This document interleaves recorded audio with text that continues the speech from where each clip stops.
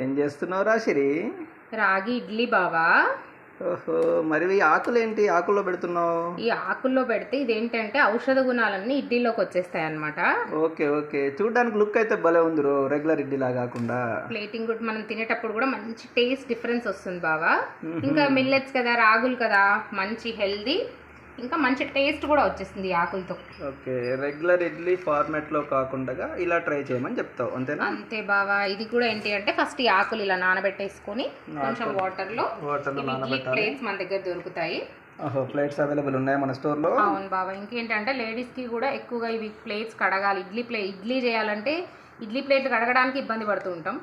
అట్లా కాకుండా ఇట్లా చేసుకున్నాం అనుకో, మనకి ఇబ్బంది తగ్గుతుంది, హెల్త్ కూడా బాగుంటుంది. టాస్క్ సింప్లిఫై అయింది, as well as health benefits వస్తున్నాయి. టేస్టీగా ఉంటుంది, హెల్తీగా ఉంటుంది, ఇంకా పని కూడా తగ్గిపోతుంది. బాగుంది ఆలోచన, ట్రై చేయండి, ఇలా ట్రై చేయండి.